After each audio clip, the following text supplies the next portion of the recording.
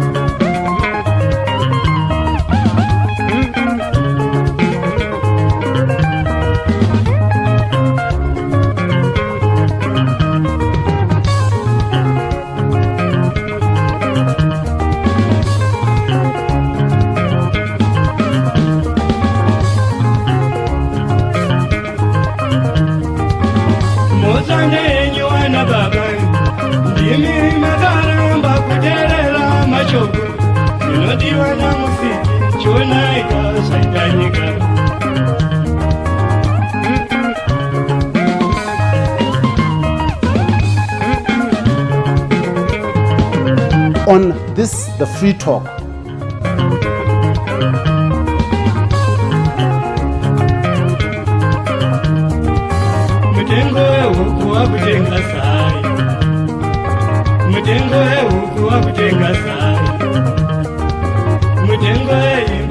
Zimbabwean economy has been over-regulated.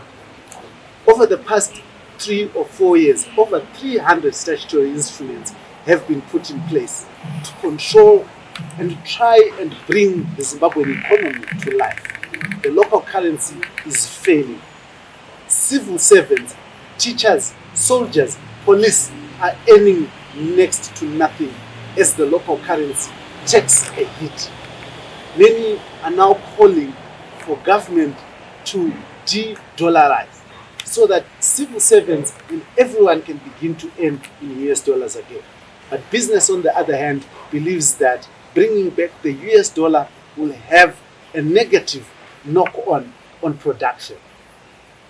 Just over the past few weeks, government has suspended lending from banks and suspended the suspension on lending.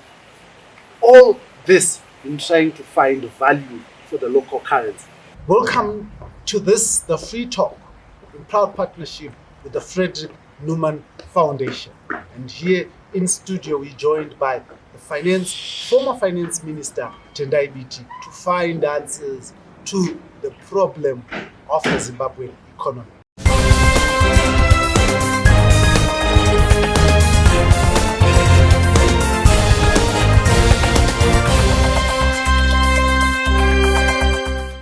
We are joined this afternoon to discuss the state of the economy in Zimbabwe, how our economy is faring. Now, as we discuss this, we are in the back of our minds, just the RBZ has lifted its suspension on lending, on lending by banks.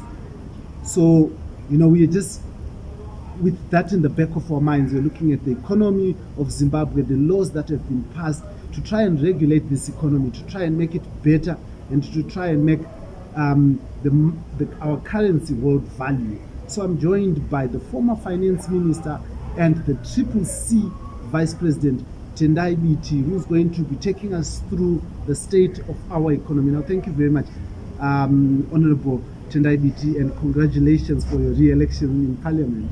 Thank you, Dara. Beautiful. And welcome back from college. We were very sad when we learned that you had been arrested. Amazing. Together with your colleagues. No, thank you very much. Now, let us get to the meat of the issues. We have seen a raft of measures that have been introduced by the monetary authorities, first from the RBZ recently from Mthuli Ncube. Now let's talk about this raft of measures in as much as they are helping or not helping the economy. Well, as you know, Mr. Mnangagwa on the 7th of May, the very day you were arrested, announced a raft of very drastic, far-reaching measures in the economy. The intention was to stem the rampacious rise in the rate of inflation, the rise in the price of goods, which saw cooking fat, for instance, rising from $3 to around $7, which saw the prices of cordials, mazoe orange, again rising, the price of meat. Meat is like 24,000 RTGS for a small 500-gram piece of meat. There was also an attempt to curb in the serious and massive depreciation of the Zimbabwean dollar against the US dollar. The parallel market rate has gone up to 1:450. So in their wisdom, or more appropriately, their lack of wisdom, they came up with this raft of measures, which included, number one, the following. A, the continuation of the Dutch auction system. Number two, a total ban on bank lending. Number three, an increase in intermediated money transfer tax from 2% to 4% on US dollar transactions, and a maintenance of that same tax at 2% on local Zimbabwean dollar transactions. Number four, the introduction of a 2% levy, a 2% fee on the withdrawal of the sum of US $1,000 and more.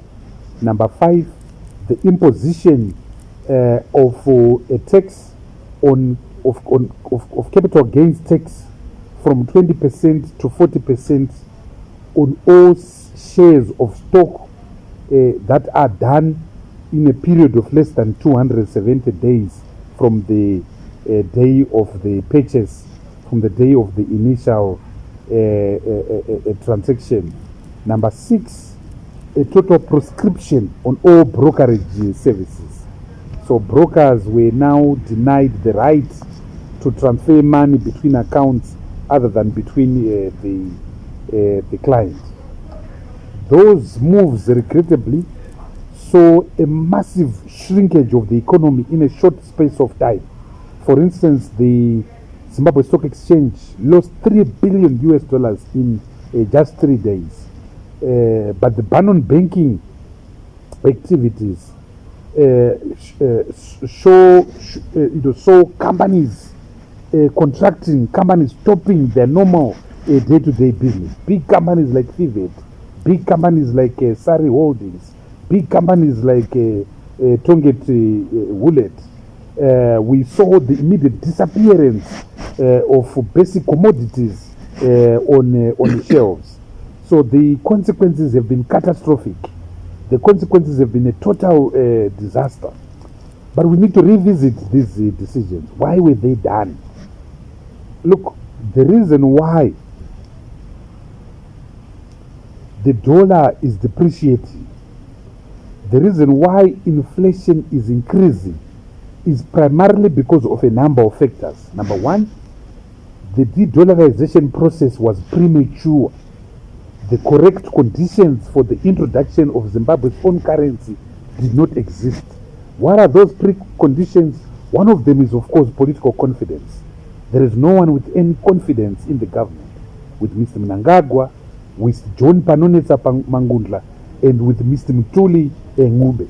So we have to resolve political issues, particularly around the presidential election of July 2018.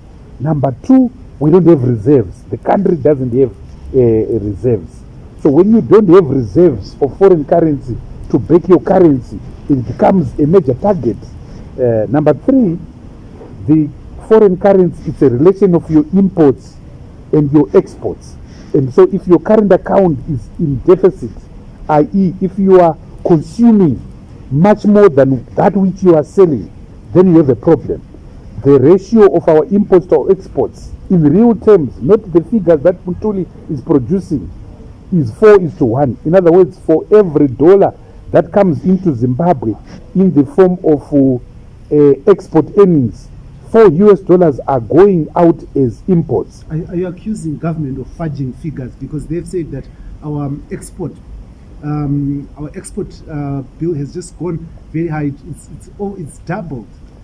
Those are not real figures. Just to deal with that very quickly, Zimbabwe imports most of the things that it needs, and its budget can't go down because those things cannot be made here. So just to give you an example, we need $2 billion on petrol alone, on hydrocarbons.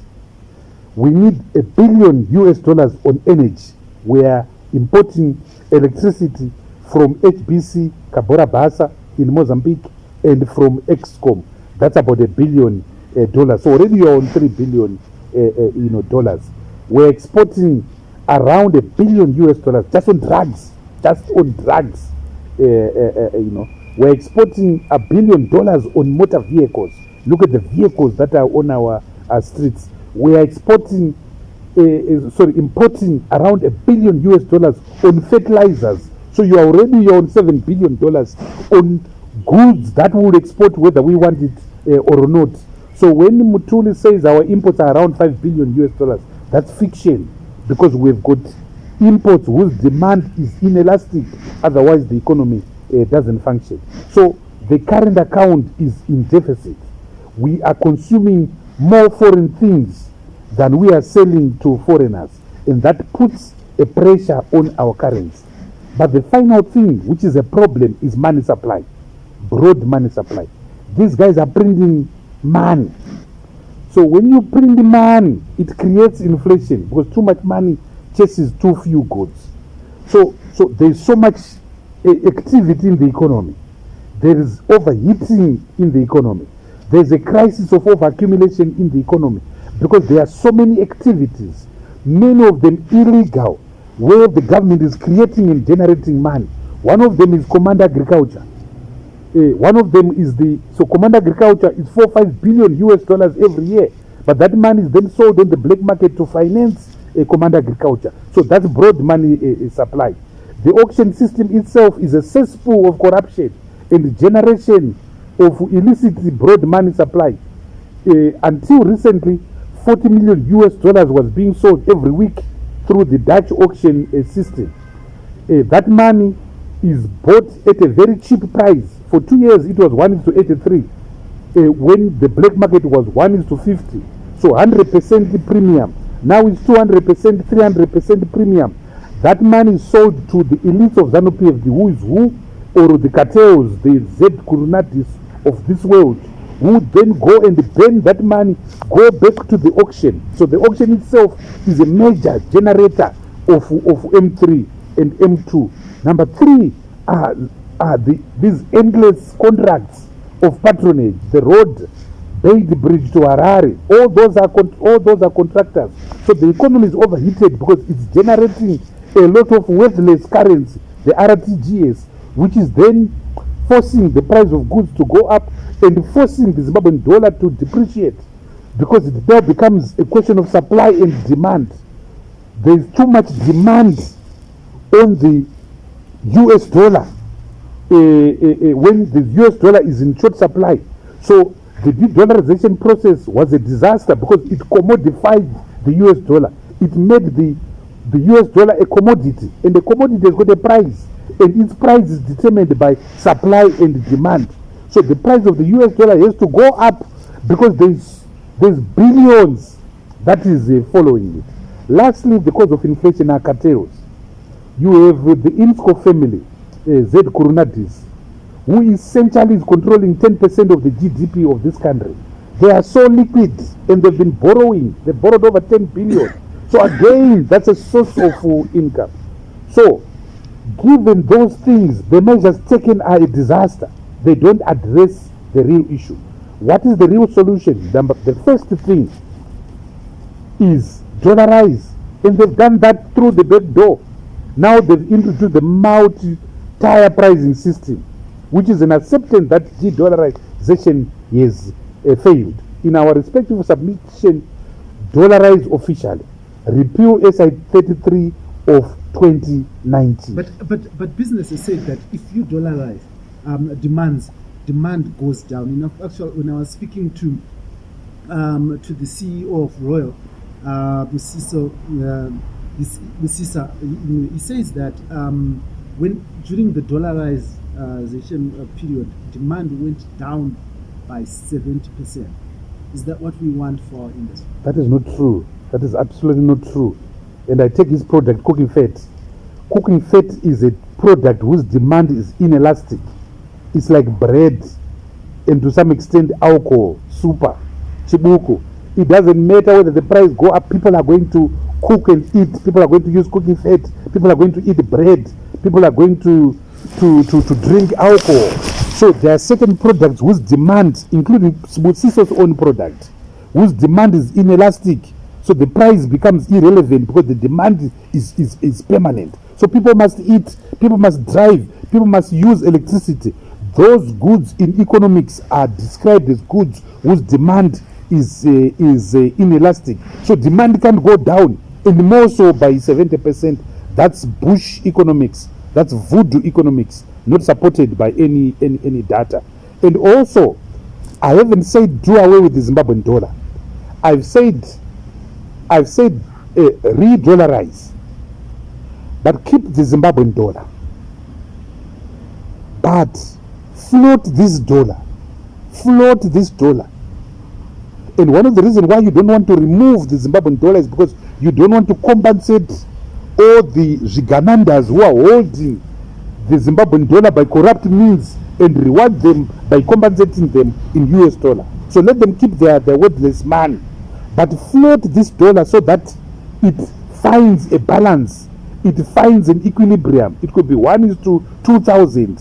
But because what business wants, what workers want is predictability, is certainty. The Kenyan shilling has been 1 to 6,000 for the past 15 years. It's stable.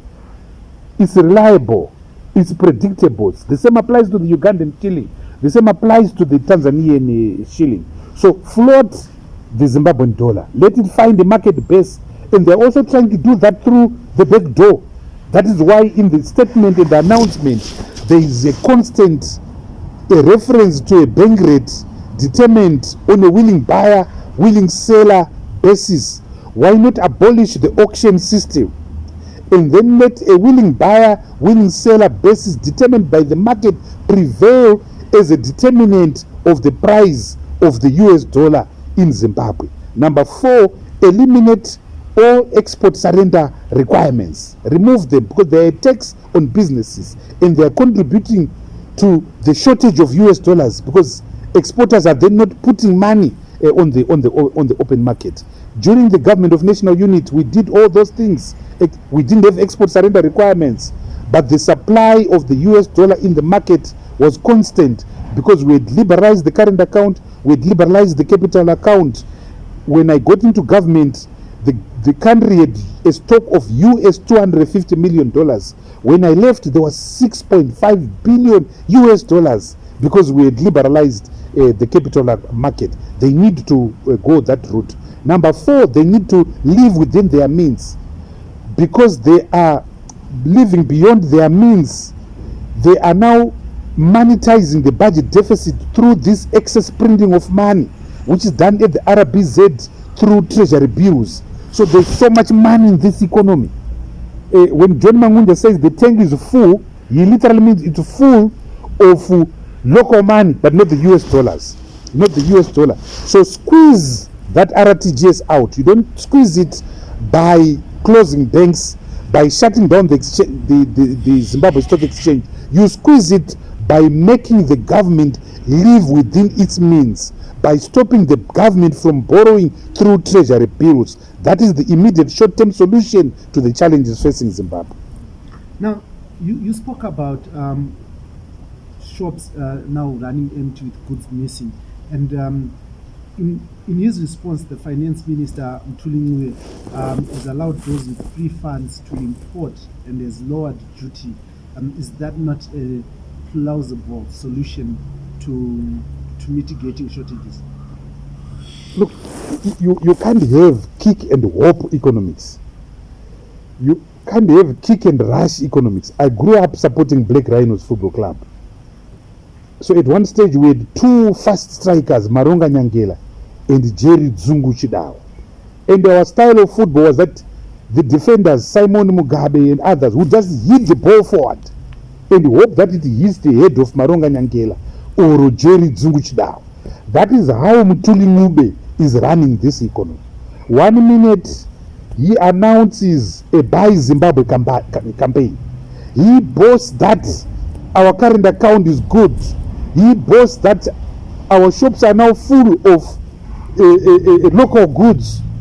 But 3 days later, he reverses that process entirely. 1 minute he bans the bank lending. 2-3 days later, he reverses that. This is not good enough. We are run by a clueless government. We are run by an incompetent government. We are run by a government that believes in the marabout, in sangomas, as a way of running the economy. Economy haidi nganga. Economy haidi needs. Economy haidi kushoperwa. Economy is a science. Economy is a function of logic, fairness, and authenticity. They lack that. The two measures that have been announced. Number one, allowing citizens to import. Citizens are already doing that. Malaichas are bringing $2 billion worth of goods in Zimbabwe. But that's not enough. What is required is to address the fundamental problems affecting the economy. What are those fundamental problems? Number one, mismanagement of the dollar, mismanagement of the exchange rate. Number two, lack of productivity in the economy, which also contributes to unemployment. Number three, the lack of doing business, the raft of measures and taxes that make doing business in Zimbabwe impossible. Number four, dealing with corruption, doing away with the auction system, which has become a cesspool of corruption, doing away with command agriculture, doing away with the corrupt contracts that are awarded outside the tender board, doing away with the corruption that is in the mining sectors. Number five, dealing with cartels, Kudata Gire and Sekunda, Billy Rottenberg, Kenneth Reid and Sharp land barons like that, dealing with breaking all these cartels that are making the cost of goods go up. I told you, for instance, that the cost of cooking fat has gone up in US dollar terms from $3 to $7. Surely that has nothing to do with the exchange rate mismanagement. But is it the question is, we have a small group of people that are controlling this economy, that are holding the economy to ransom. So we need to decapitate cartels. We need to cut the head of cartels. The biggest cartel being Z Kurunadis and this group of companies. He's got 4 or 5 companies listed on the stock exchange. You find them everywhere. An economy can be run by cartels. So we need to decapitate cartels and monopolies that are dominating and distorting this economy. But you speak rightly about cartels and prices going up in US dollar terms like that. And is it not justifiable then that government, even though it was promoting the Buy Zimbabwe campaign, would then say protecting these guys doesn't help? Let those who can import also import so that these guys face competition. No, but what is the mischief here? The snake in the living room are cartels. So deal with cartels. Don't punish the citizen. You are asking the citizen to import goods from South Africa when they're earning in RTGS dollars. So the announcement is nominal. The announcement is meaningless because 95% of our people are in the informal sector where they sell in RTGS. The few workers that are in industry are paid in RTGS. So asking them To import goods is like trying to force them to draw water from a stone. It won't happen. So, which is why I say address the fundamental issues. The dollar question, pay workers in US dollars. 2, the issue of cartels. Decapitate the cartels. We already have a law that is called the Competition Act. Let Minister Nzenza deal with these cartels in terms of the powers that the Monopolies Commission has, the Competition Commission has, the Competition Commission has in terms of the Competition Act. Cartels must go, cartels must fall. But how do you support a free market, Honorable Biti, and also say you cannot have monopolies? Monopolies are the antithesis of a free market. Monopolies are the antithesis. What is a monopoly?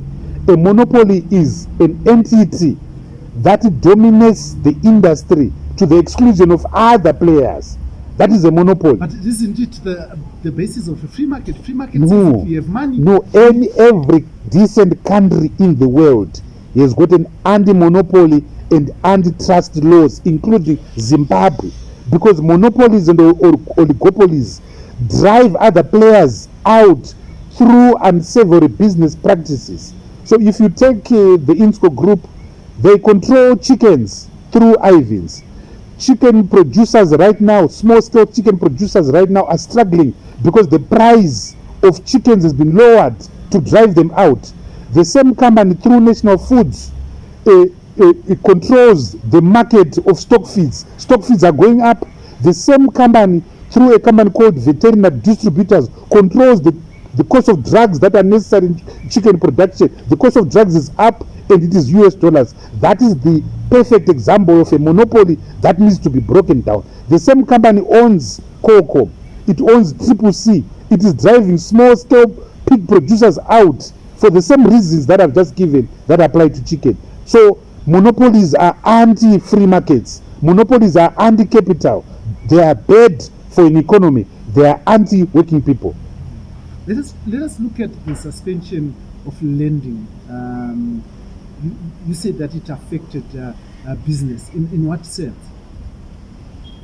Of all the irrational and mad things that this government has ever done, the ban on bank lending rates in the top 5 of crazy things. It's unbelievable. It's irrational. I've been in Zoom meetings with economists across the length and breadth of the world. I failed to conclude those meetings because they've been laughing to say, but how can a decent government do this? It's crazy, it's zany, it's irrational, it's illegitimate. The oxygen of business is capital. The oxygen of business is finance. All these big companies you see, they operate on the basis of overdrafts. They operate on the basis of accrual accounting system. So you sell goods to suppliers, to wholesalers. They don't have cash. They have to sell their commodities and pay you. So in that period where you have not been paid, someone must carry you. That is why banks are there. That is why banks are there. So they provide short-term overdraft finance to all these huge companies that you see. So when you ban bank lending, you have actually affected commerce and industry. You have brought it to a halt, which is why I said in Parliament, it's like cutting your nose to spite your face. You know, it's ridiculous, it's crazy, it's irrational, which is why you saw in a few days mayhem in the market, hemorrhage in the market, disaster in the market. Tonga Dwulet, Sari, Fivet, all the big players just sank shop and said to hell. And we saw the absence of basic commodities in the shelf. It's, if this government was a football player, it would be the Diego Maradona of disasters, complete total disasters, an unbelievable government. But I don't know what the people of Zimbabwe did to deserve this government. Let's look at the abuse of lending facilities that was there, where people were coming in to borrow huge amounts of RTGS, go on the black market, buy US dollars, keep it, and then sell and pay back the loan when it's next to nothing without even any production happening. How do you deal with that? Yeah, you know, the majority of Zimbabweans are poor. They are blessed. The majority of Zimbabweans are in the informal sector, where they are surviving on less than US $1.20 a day. So this claim you are making is overrated, is overhyped. There are very few people with money, and what with money that can cause a ripple effect in the economy. So if you go to your bank and borrow 1 million, it's nothing. If you go to your bank and borrow $40 million, it's nothing. 40 million Zimbabwean dollars, by the way. There are only a few players that can borrow 50-60 million US dollars, which is 5-6 billion RTGS dollars, with such sufficient velocity that it can cause a ripple effect in the economy. There are not more than 15 Shigananda. That includes Z Coronadis. That includes Kudata Gire. That includes Billy Rottenberg. That includes Kenneth Royden-Sharp. That includes John Bredenkamp, Nick Van Vostostraat, and a few companies like Delta, a few companies like Econet. They've got that capacity. So if these companies are not and go and borrow and sell the money, you can observe that. You can track them, because there is no cash in Zimbabwe. You can never withdraw 1 million cash in Zimbabwe. So all transactions are done telegraphically through the gross transfer system. So if Econet acts, you can trace them. If Z Coronadis and his multiple companies act, you can trace them. So if those characters are there and prove that they are there, the Reserve Bank threatened to publish their names. Please publish them. We are waiting for that. So if they are there, publish their names. But if they are there, it's so easy to deal with them, because you know who they are, you know who their banks are. So you freeze their account. You don't impose a collective ban on banking and affect the majority of people in Zimbabwe who are innocent and who are trying to earn and eke an innocent living under extremely difficult circumstances, which is why I said the decision to ban bank lending is the most stupid thing that this government has ever done in the last 42 years, among many other terrible things it has done. And let us also look at the issue around money supply. The Reserve Bank Governor Mangudra said that the tank is full and he was closing the tap. Now that he has lifted the suspension on lending has been suspended, is the tank empty now? The tank will never be empty, because the drivers of the tank are still in existence. What are the drivers? I've mentioned them already. Number one, in a Dutch auction system that is operating and selling money at 200 to 300% below premium. So those guys will continue buying money and selling it on the black market. Number one. Number two, command agriculture. Number three, the illegal deals, roads, etc. Winter is coming very soon, and they announce measures to purchase grain from farmers. So a lot of money again is going to be pumped into the streets, and when that money is pumped into the streets, it has to find a safe haven. What is the safe haven? The safe haven is the US dollar. So the tank of broad money supply of the local currency will always increase, because the pressures and the causes of increase in broad money supply have not been addressed. So they are scratching the surface. They are dealing with the symptoms, not the actual cause of the crisis. And I've addressed the actual cause of the crisis. Dollarize, float the Zimbabwean dollar, attend to production issues, remove bottlenecks, deal with corruption, deal with cartels, and in the short term you get some relief.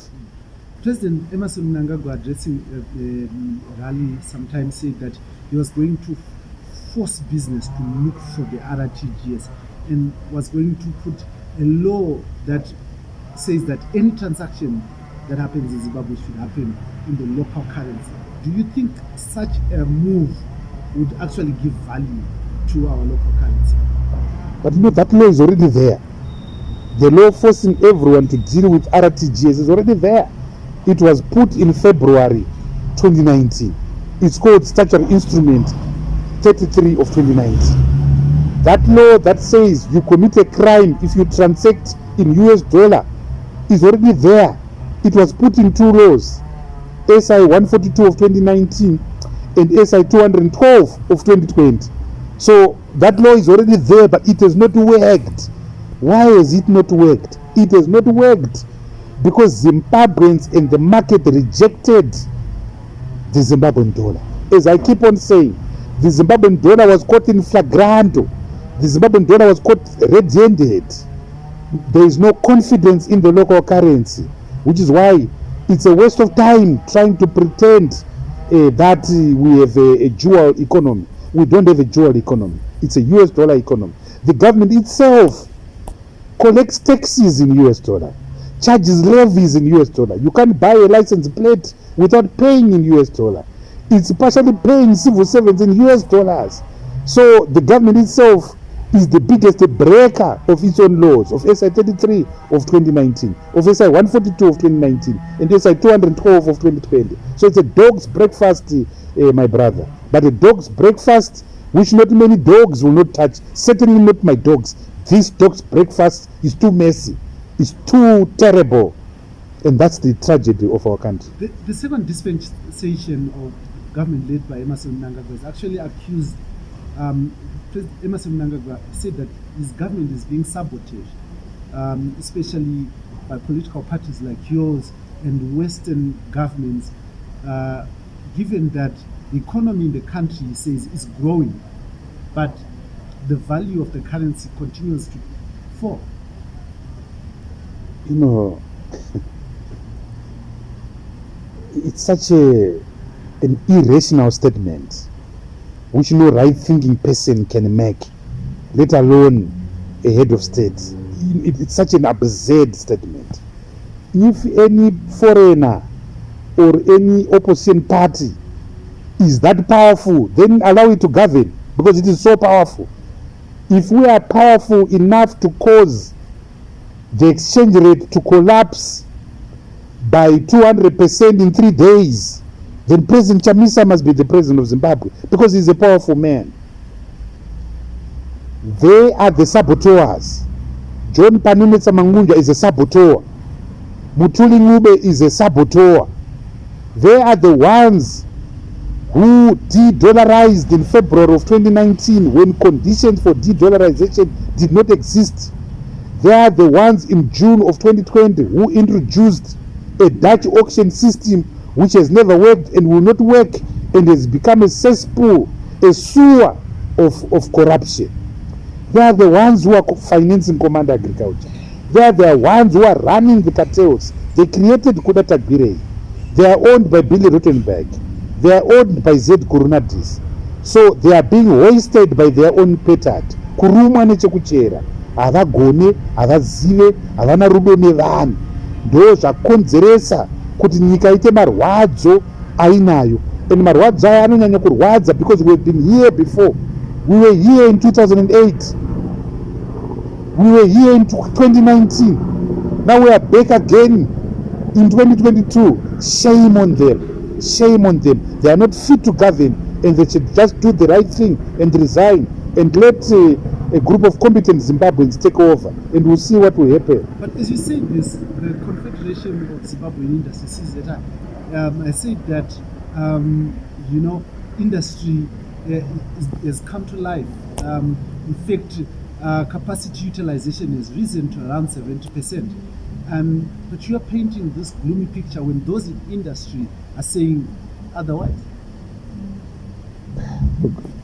If if you read that report very carefully, it's in certain selected sectors of the economy that are doing well. So the beverage sector is doing extremely well, you understand, but it's not the economy on board. If you look at the IMF Article 4 report, which came out on the 8th of April, this economy will shrink this year from 7% last year to around 3%.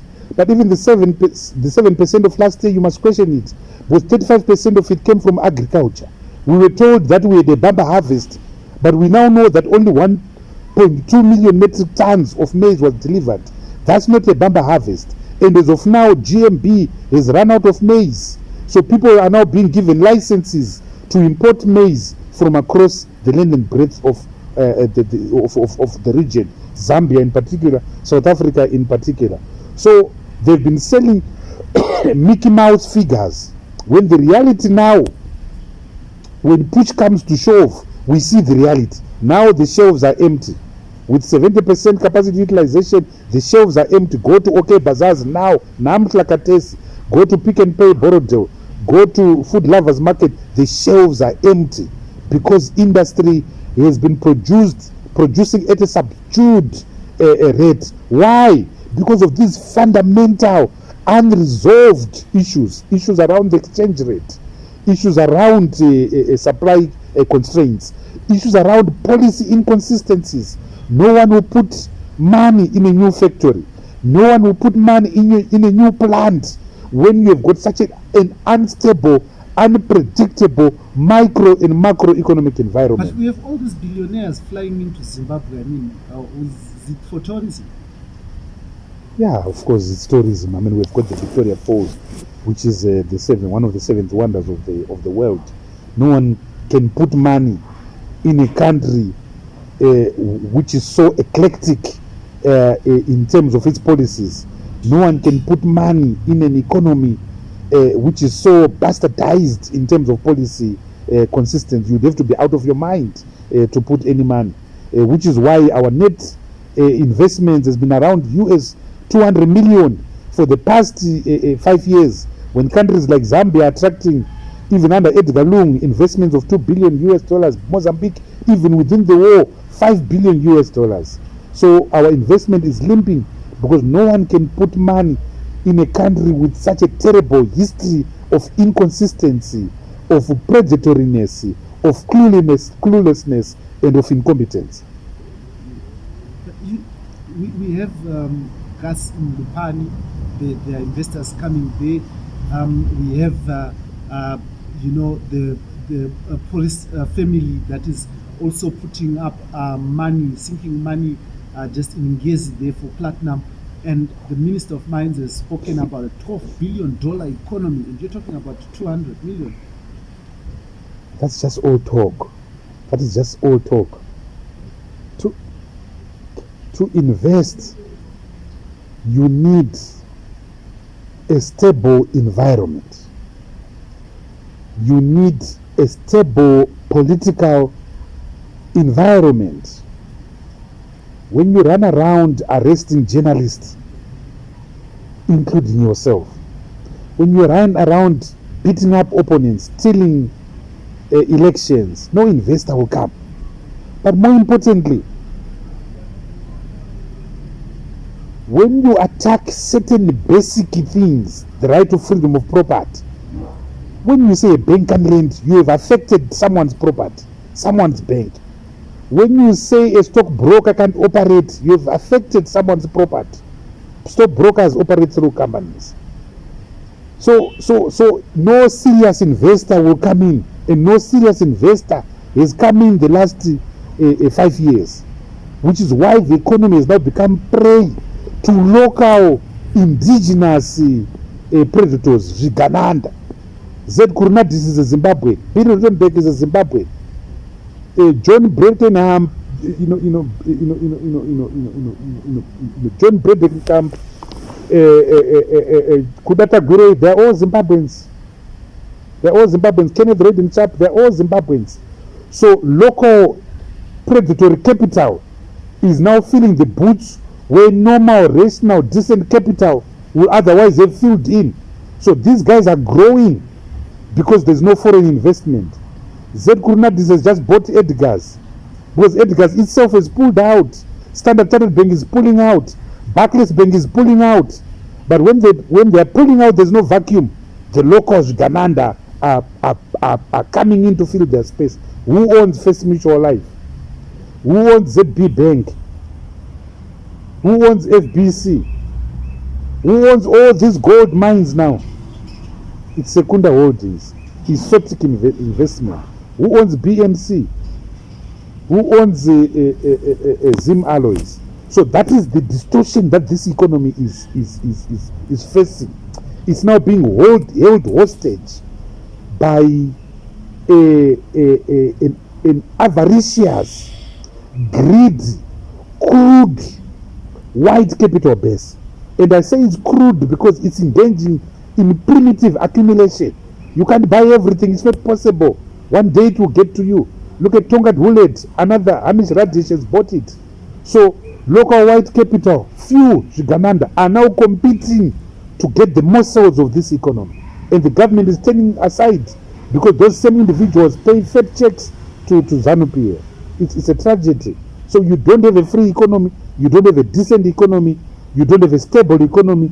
You have got an economy corrupted by these cartels, and no one is doing anything about it. But you said you are an alternative government, a government in waiting.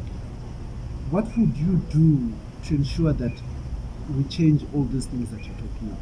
I've answered that question, Mkomadara. I've said, as a matter of urgency, dollarize again. Number 2, float the Zimbabwean dollar. Number 3, eliminate export surrender requirements. Number 4, bring back savings. Number 5, deal with pensions and restore pensions that were lost in 2008, that were lost in 2019, that have just been lost in 2022. Number 5, pay civil servants in US dollar. Number 6, pursue fiscal consolidation. Live within your means. Put a law that says the government will not run an overdraft with the Reserve Bank. Put a law that says for the next 5 years, government will not issue treasury bills. Live within your means. What I used to say, we eat what we kill. If you kill a rat, eat a rat. Number 7, please attend to Zimbabwe's sovereign debt of US $18 billion. Make peace with the World Bank. Make peace with the IMF.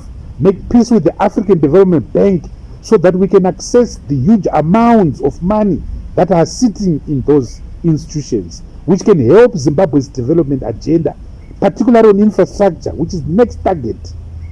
Deal with infrastructure. We've got 100,000 kilometers of road. 90% of it now is now just the potholes, except the Plumtree to Mutare road that we built during the government of national unity.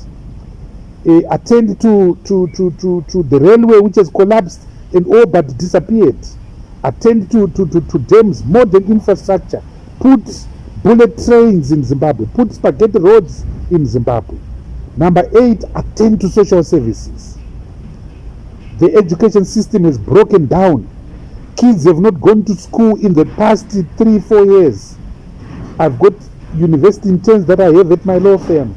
They've missed 2 years of university. So put money in the social services, put money in hospitals, put money in education, put money in people living with a disability. Attend to technology. We are living in the 4th generation. Attend to technology. Attend to the ease of doing businesses. Deal with corruption. Destroy the cartels. Make ZEC independent and truly functional. Make the National Prosecuting Authority truly independent and truly functional. Reward judges and magistrates so that they are not bought and corrupted by corrupt individuals. Decommodify justice. Justice is not a commodity, but But there are some people that are buying justice in Zimbabwe. Stop that. Pay judges well. Pay magistrates well. So these are some of the things that need to be done as a matter of urgency, which we have announced recently through deal with the Reserve Bank. The Reserve Bank is a cesspool of corruption. Yeah. The Reserve Bank is a cesspool of corruption. So these are things that should be done as an alternative. In your statement as the CCC, you spoke about reforming the central bank and saying that you needed an independent central bank with a governor, a single deputy governor, and a strong monetary policy committee. We will ensure that the central bank sticks to its core functions on monetary policy. Are you saying at the present moment that the current governor is not independent and is not sticking to core business of the central bank? It goes without saying. The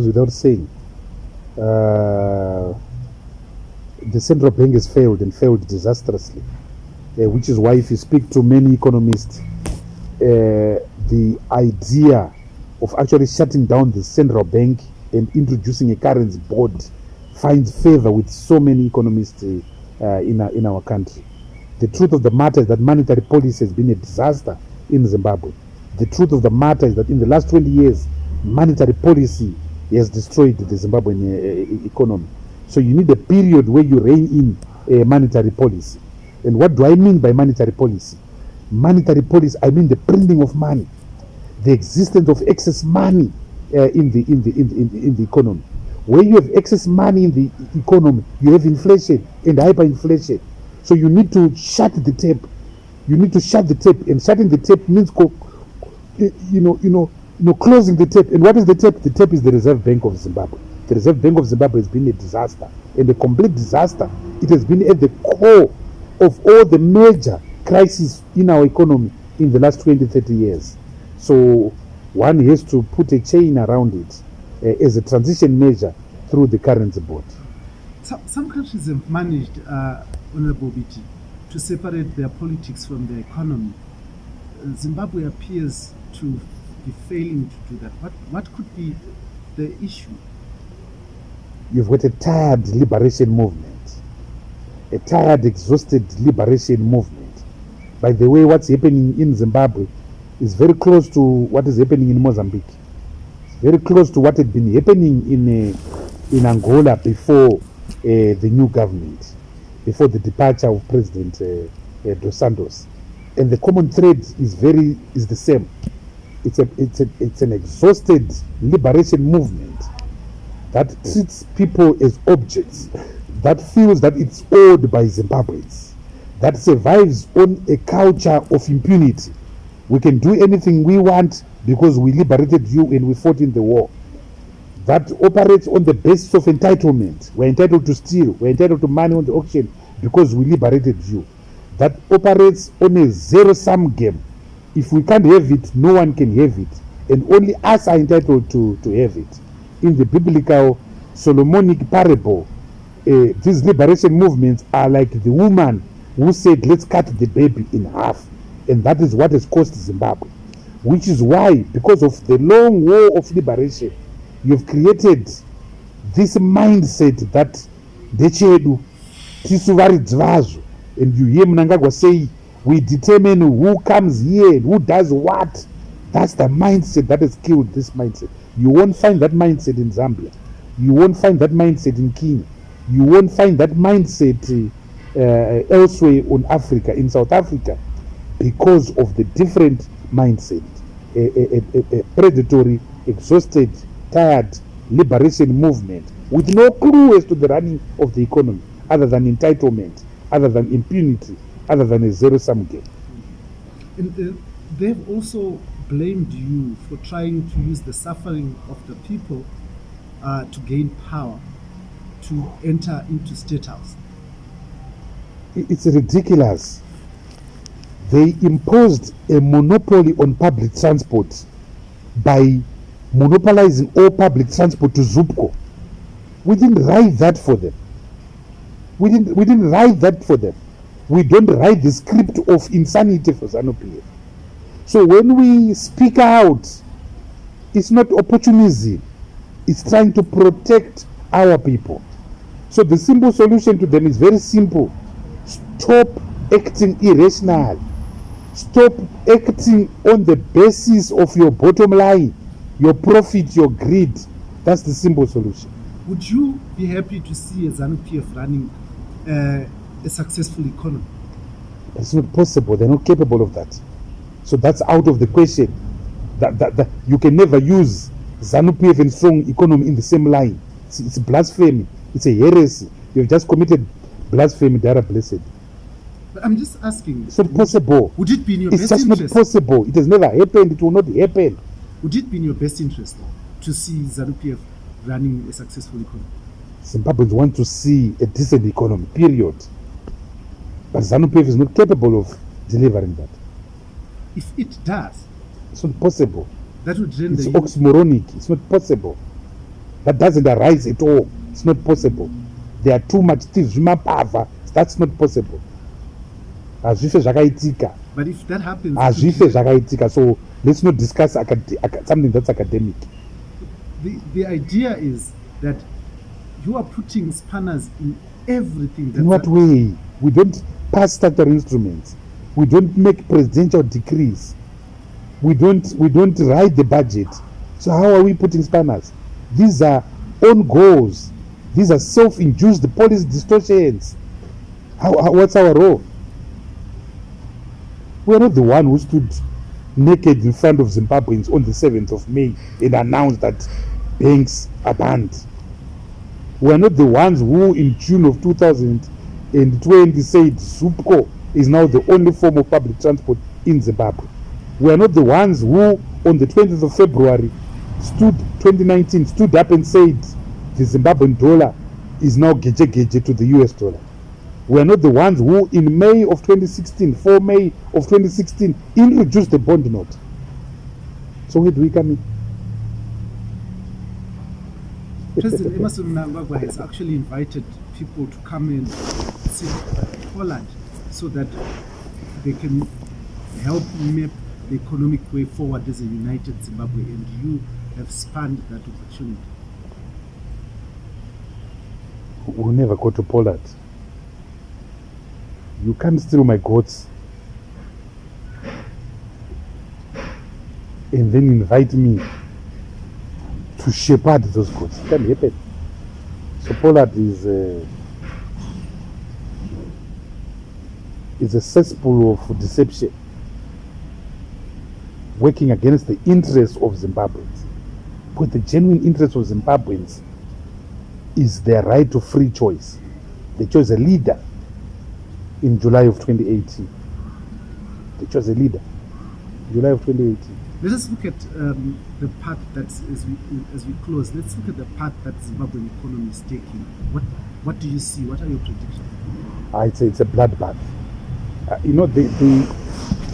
The ripple effect of the announcement of the 7th of May 2022 is going to haunt Zimbabwe for a long time.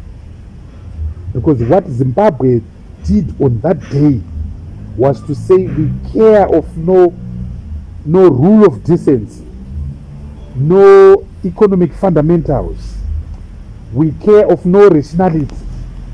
So it is going to affect, as it has in fact done, business confidence. You're going to see disinvestment from Zimbabwe. You're going to see Zimbabwe being shunned as it is already being done by investors. You're also going to see a massive shift, not just of capital from Zimbabweans. Companies setting shop in neighboring countries. Zimbabwean companies setting shop in neighboring countries. But you also are going to physically see a huge number of Zimbabweans actually living. So the multiplier effect of what they did is just a disaster. So I see, number one, a shrinkage in growth, particularly this year. I see a growth rate of possibly minus 2% because of these policies, and also because we've had a terrible year. Number two, I see a continuous announcement of crazy policies because we're getting closer to 2023, and 2023 is election year. So they're going to announce a host of populist measures. But that cannot be monetized because they don't have money. Number 3, I see the country being mortgaged. They try to get money from funny sources. I think they've exhausted their facilities with the African Development Bank. So they'll be lending from crooks and dealers. I don't see them resolving the current issue. I don't see them resolving the debt issue. I don't see them, dealing with the pension issues. I don't see them restoring savings. I don't see them restoring macroeconomic stability. It's going to be a bloodbath, which is why the 2023 election is going to be the most important of our lifetime. It's going to be a Save Zimbabwe election, because these people are taking us to depths of unfathomable economic malaise never seen in the history of our country. You've also in the past predicted how the Zim dollar will end by the year. What is your prediction? Well, in January, I'd say that it will reach 500 by June. I was in fact wrong because it would have reached 500 by May. Right now, it's around 450. So I think it will hit 1,000 before the end of the year. But what I predict very firmly is that I'm going to see a serious shortage of basic commodities, particularly now that they've scaled down on the money that they're selling on the auction. They were selling around $40 million US. Now they will reduce it to about $100 million. So it will increase the cost of the US dollar. It will pop up again. Number 3, I see, as I've already said,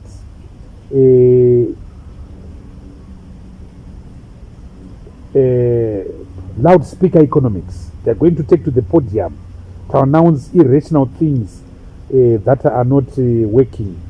Number 4, I see between now and the end of the current election cycle, between now and July of 2020, be prepared to see a number of fast-tracked, illegal, illegitimate deals that will bypass Parliament, but that are so extractive. We've already seen one to do with the Pomona dam site. So you're going to see massive chunks of land being sold. You're going to see massive privatizations taking place. I think the post office is going to go. They're going to try and privatize the Public Service Medical Aid Society. They're actually even going to try and privatize NASA. They're going to try and privatize the Agribank.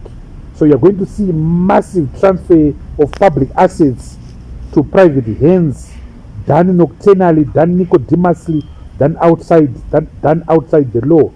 You are going to see the sale of the refinery already, the sale of Zisco Steel. So it's going to be a period of massive asset stripping between now and July of 30 of 2023. So I see disaster. There will be increase in prices, particularly of fuel, because they control the fuel cartel. They control Zuva, they control Secunda, Trafigura, they control the pipeline. So expect massive increase in fuel.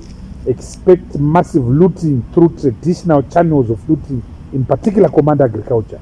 So Command Agriculture will receive $6-8 billion this year, but just as a way of supporting ZANU-PF and supporting the power rotation agenda.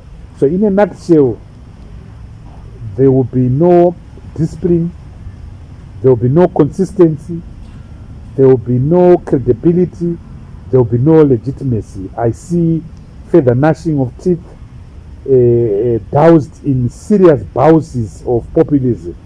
For instance, the recent announcement that grain deliveries, you'll be paid $30. You're going to see doses of that. Now as you're parting short, what are Zimbabwe's salvation point? They must register to vote. They must register to vote, and they must vote. That's the Salvation Bank.